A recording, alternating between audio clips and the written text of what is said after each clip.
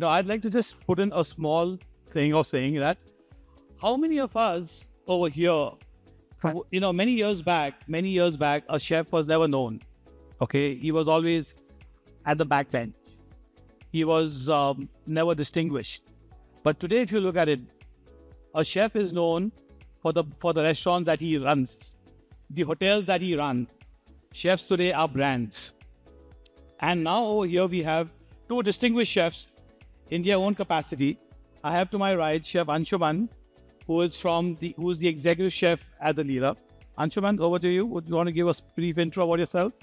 Good evening, everybody. Myself, Aungshuman. I'm the executive chef at the Leela Mumbai. Been with the company last 8 years now, and enjoying every bit of it. Look forward to interact with you all, guys. And to my left, I have Chef Prakash, who is the director culinary of JW Marriott Sahar. Thank you, Chef Paul. I know it's been quite a busy Mumbai rainy day, and I think that we are all trying to catch up, but I'm sure we've got an interesting time ahead in this session. Thank you. So we'll dive straight into the topic. Our topic now is chefs as brand and experience drivers. I'll ask this question to Aungshuman. Aungshuman, in the luxury hospitality, how much of guest experience today is built around the table rather than in the room? Good evening once again. As you mentioned, Chef, gone are the days where chefs were only restricted to the kitchen, on the range, on the heart of the house. Today, in today's day and world, Chef, the module has completely changed. It has evolved for good, and now today guests, they opt their hotel based on not the rooms but the chefs they are acquainted with, the chefs they know with, and the chefs they're comfortable with, because food is mostly now has become a very, very conscious part of life in as we speak. And guests today, in fact, we get so many calls to the chefs for room reservations rather than routing it through the reservations platform and all that. So I feel that more than the rooms, the food, the chef, the outlets play a vital role in determining the choice of hotel. So during your career, is there any anecdote you'd like to quote on you being a chef and guests have come up to you? Many times, in fact, even in my previous hotels, whenever we got transferred, whenever we are moving on, we had to actually hand over the guest to our next or our person who is taking my role. So we have to actually hand over the guest to him, that now on this person will take care of you. I am moving on for good. So that is how it is. It's been the case many times. So it's a bond one has built over the years. Absolutely. Prakash, you run one of the finest and the biggest banqueting operation here there. And I think banquet plays a very paramount role when it comes to guest satisfaction and overall experiences taken out there. Either it could be a MICE movement or it could be a social event. What is your take on it? Very true. I think so. Most of the time, when we're doing a big convention or a big event, it is, a city which has got a lot of character, and there is chances that we are able to get a lot of audience. So it becomes very challenging. There are times when you have to kind of meet in banqueting and big catering. How do you kind of match everybody's expectation? Because the number is not around 5, 10, it's like beyond 500 and 600. So I think so.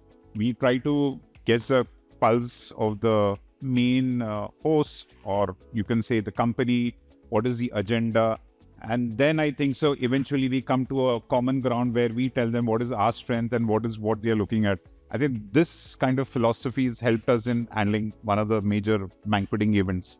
And is there any anecdote you'd like to share with us in terms of fossilization that you have carried out with kids?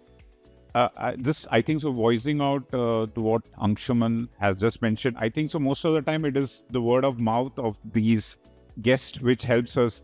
There are times when we think that this is just one event and they may or may not come, but actually, truly, all these people, all the guests or the customers who come to these events, they carry on these memories. And most of the time in such big convention, whatever be the theme, food always remains the pivotal, and eventually they fall back on that. And that's how we kind of carry on forward. One item or one dish, maybe two, three dishes that you think guests won't come back on. I would always say it's been our, the cuisine oriented, but it's always the Indian dish, right? From the butter chickens, and the other dish, which I would always say is the fact that as simple as a simple dish like curd rice, which always kinds of matters in these big events out there. Lovely. Aungshuman, to you, you have a lot of regular guests coming in. Now, what is it that makes them come back?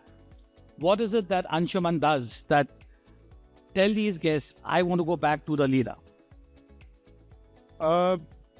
See, I always feel, and I always feel that you should cook, you should connect with your heart rather than your mind or brain. A simple gesture could make a lot of difference. For example, there is a guest who, well, maybe, I don't know, maybe not, maybe possible, but he every time he comes, he requests for a prawn, as simple as a prawn dumpling for breakfast. So as now he has developed that comfort level with us.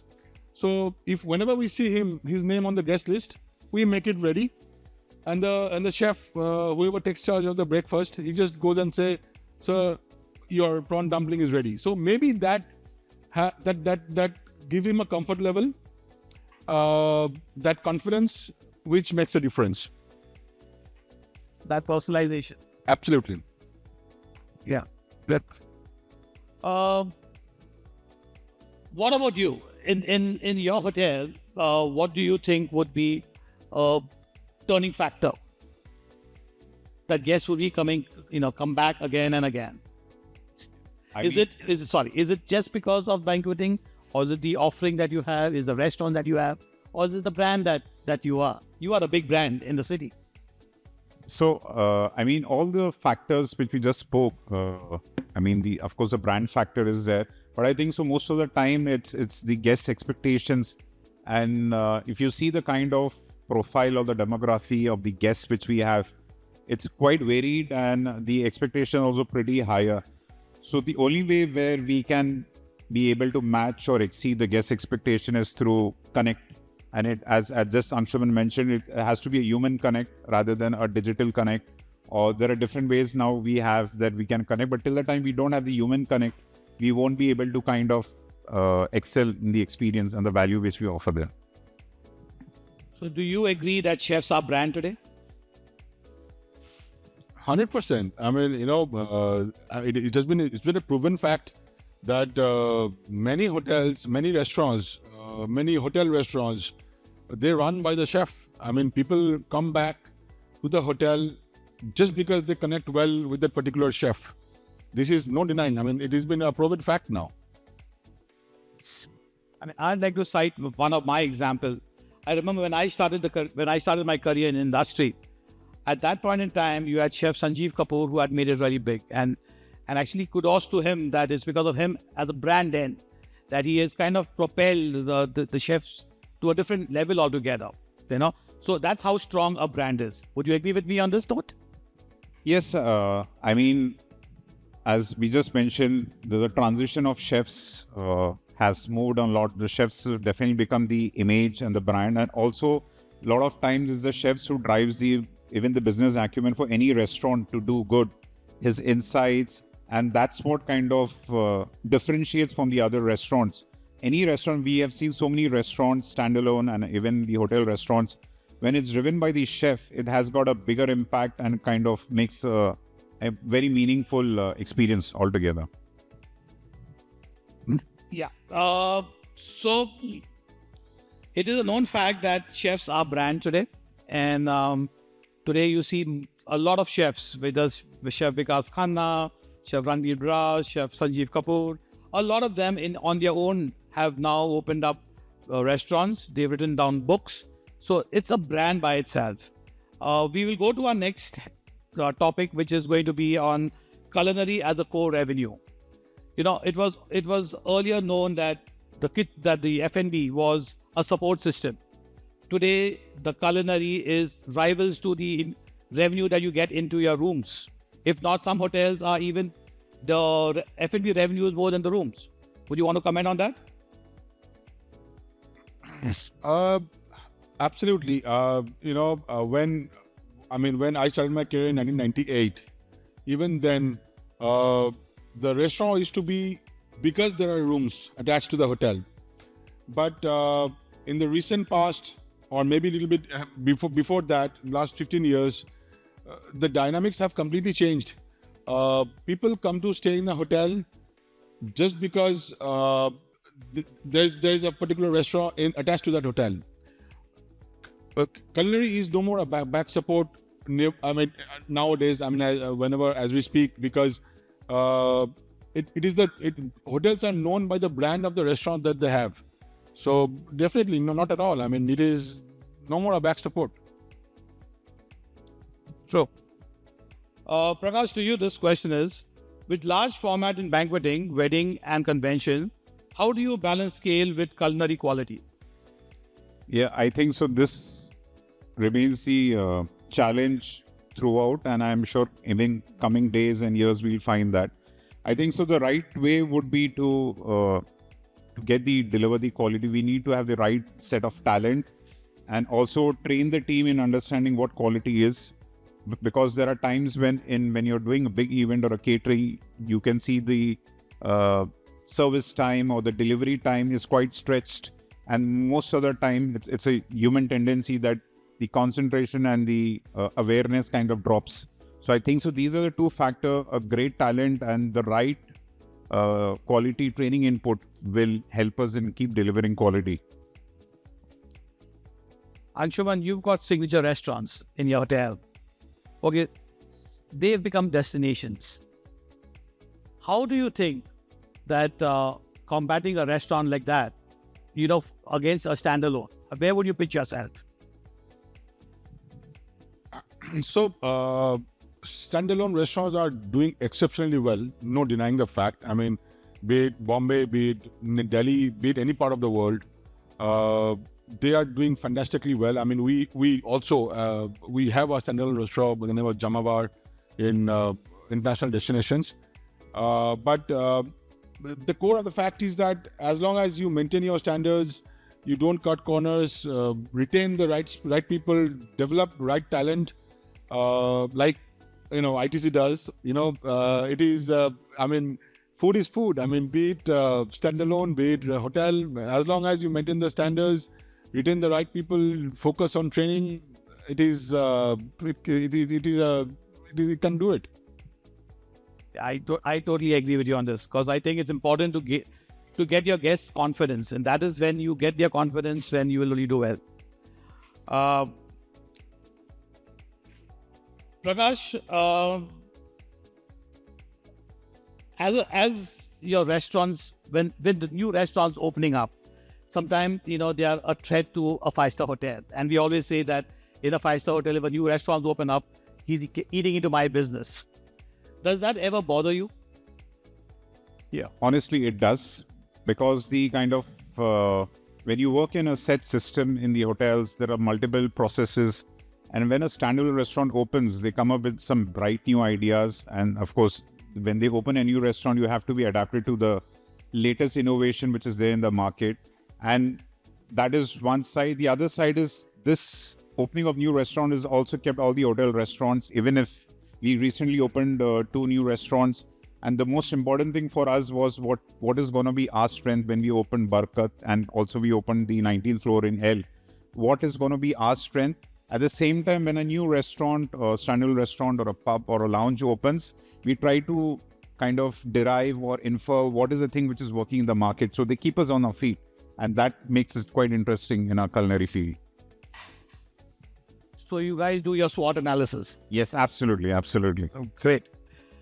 Let's move on to the next topic of what we are supposed to discuss. Is going to be innovation with a purpose. Now, innovation with a purpose. If innovation is done well, it's beneficial for all. Now, elaborate on this innovation that is being carried out in kitchens. So, as they say, and as we all know, that change is the only constant. People want to see there are new hotels coming up, new restaurants coming up every day. So, just to be to be competitive with them, of course, we have our signature dishes, signature in the menu.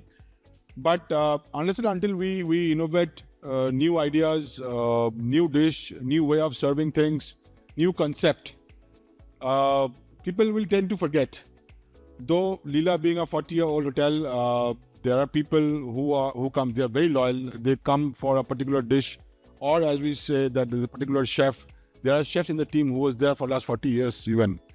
But having said that, we must not forget that till the time we are at par with the constant evolution of the current trends, one day we're going to die out. So it is very important that innovation to be the most priority, to be kept on the priority, and R&D of new way of service styles, concepts is as much important as the consistency of the signature dishes. So are you a purist? Are you in for innovation? So I can't put a figure on a particular thing, but a balance of both is the key to the success. Lovely, if done right. Otherwise fusion is confusion. All right. What about you, Prakash? Let's hear your take on innovation. What is it that Marriott has got some great Western restaurants. I mean, do you all innovate over there? Do you do classics? How would you term that as? It's quite an interesting phase, and innovation is the key word. I mean, you see most of the time, like any individual there's so much glued onto a mobile technology, whether it be the apps or the social media. And you see any app which we're using, whether it be a food app or any other utility app, you see that every 1 month or 2 months, they keep evaluating and innovating. That goes on to show that fact that a lot of guests who walk into the restaurant, they keep asking, what is the new thing which you're doing? And what is the new thing which you're bringing in? Chef, what is the new thing which you're going to cook for us? What is the new ingredient? I mean, this way, we tend to get very carried away, as you rightly mentioned, about the purist and the innovation. And there are times when we get carried away with the innovation, we tend to kind of miss the classics. So whenever we're doing the new menus or the new dishes, we first definitely look at the target audience. And we have a balance of both, because eventually I think so, you just can't be just doing innovation which has got very low kind of base. But when you're doing a classic, you're a purist, you see that there's a high recall value from the guest which comes in on there. Very well. So I'll just do a quick rapid questions. This is between the both of you all. One dish that defines your culinary philosophy. I think stick to basics, classics, and cook from heart, not brain. What would you say? Same, but if there is one dish which, if I have to kind of get it, is always remains a kind of a dish which is very close to my heart, is a dish which is purely from Kerala. It's called a dish called Meen Polichatu, and Oh, that's my favorite. yeah, I mean the way it's cooked, the whole history and the spices, the way it's cooked, and I personally like seafood a lot. So Meen Polichatu, which is served with a nice unpolished rice and some Malabari paratha, that remains that. The reason is, I just mentioned, anything which has got a classic touch, you keep coming back to it again and again, and that's the reason why it is there. Now since you're on this topic, if it's done with the pearl spot, it's even better. Yeah, absolutely. I wouldn't want to see it done with bomb. Any other fish, yeah, as they say in Kerala, they call it a curry mean or pearl spot. That's right. So it goes really good out there. One skill every young chef must master. I think the skill which I'm sure chefs here, Chef Paul and Chef Aungshuman knows. I think so. The skill which he constantly look is the attitude is something how to kind of enhance the skill. That's one kind of a constant which we should always look into, chefs having that, who are continuously trying to innovate or even excel or learn, but that attitude should be there in them, innovated. That's something which I always look out for. Wonderful. What about you?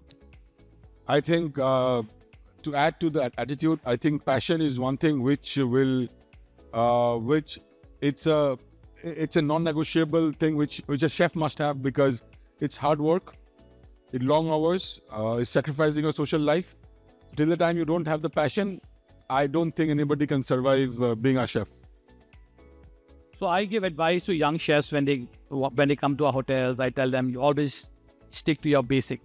Make sure your foundation is strong, because once your foundation is strong in your basics, then it's only then that you can move forward. Yeah. Chef as artist or chef as businessman? Well, had it been 25 years back, I would say chef's an artist, but today to survive, I think a mix of both. That's a very clever answer. What about you? I think so the main reason of pursuing this field of culinary was purely because of the artistic and, you know, the flexibility and the freedom which you get to express. I will stick with the artistry, bro. That's one. So looks like you're a garde manger guy. Okay, which regional cuisine in India you think will be next on the globe? It's a very controversial kind of a question I'm asking you guys. Which regional cuisine you think is gaining prominence around the world right now, or rather would create a problem? Okay, I would say Kerala food, Kerala cuisine. All these days, South India is to be categorized as South India. People tend to forget that there are different states. I think Kerala food is gaining the popularity, the diverse, the mix of spices, the fullness of spices they use, the freshness of the fish, coconut milk, all makes a lot of magic. Prakash, I think it's a no-brainer. You will say it's Kerala again. Oh, in fact, I need to narrate this. When I was working in JW Marriott Calcutta, the biggest hotel which opened after JW Marriott Calcutta was ITC Royal Bengal. And any person who had gone, it's been like, I think, good 7-8 years that the hotel is open. But one cuisine which stood out, and every guest whom we knew or any person who's come to that city would talk about the Seven Sisters, that is the northeastern states. And I think so ITC did a fabulous job. And I personally think it is there are a lot of states there, but whether it be Naga cuisine or Manipuri cuisine, of course, every state has got, but the essence of that Seven Sisters, I think that stands out. I would go with I think that's the unknown cuisine, which is exactly, which is being gaining prominence right now. I think well said. Well said. To the audience, I would like to ask this question. Which cuisine do you all think would gain prominence? Regional cuisine.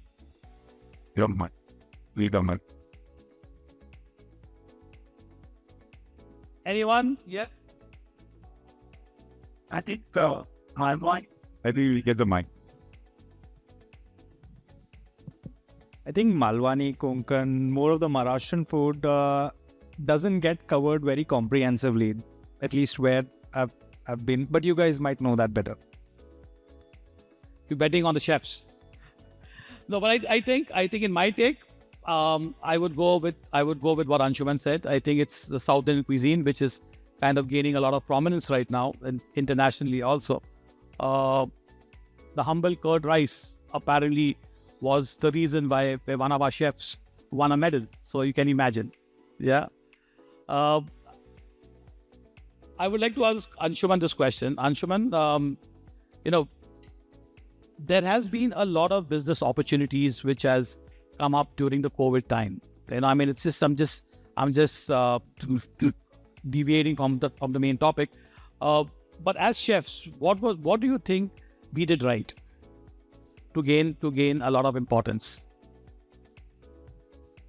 I think holding on the confidence that we have on the industry, holding the confidence that we hold on our skills, that things will turn better, and it's a phase. and not compromising on or not letting us drop the ball is what made us stood again. Yeah. Yeah, and also to add what you're saying is, we've never thought of collaborating with these collaborators like the Zomatos and all. Earlier, I don't think any hotel did that, and tough times made us do this. And today, that's become a vertical. It's become a business vertical today. Would you want to comment on this, Prakash? Yes, chef. I think so. Of course, during COVID, what we realized is we did not take anything for granted. There was a major learning, and whatever opportunities we got, like we just mentioned about the model, like the QSR model or the delivery model, we started emphasizing a lot, so much that despite 6 years down the line, we're still working towards it, and we keep coming up with something new out there. So that was one of the biggest takeaway. And of course, any business or any customer who comes in out there is valued more post the COVID out there, because there was a phase where we were actually looking for a standalone or a dine-in kind of a experience. Yeah. So can I add a line on that? I have learned, and I share this with my team quite a lot, that if we don't take care of a guest, somebody else will. So please value each and every guest that comes in, walks to the door, and treat them as God. There's no more VVIP guests, and every guest who steps in are VVIP. Right. Well said. I think very well said. Now I would like to conclude, and if there's anything else more you would like to say, I think we touched upon all the three topics that we had to go about.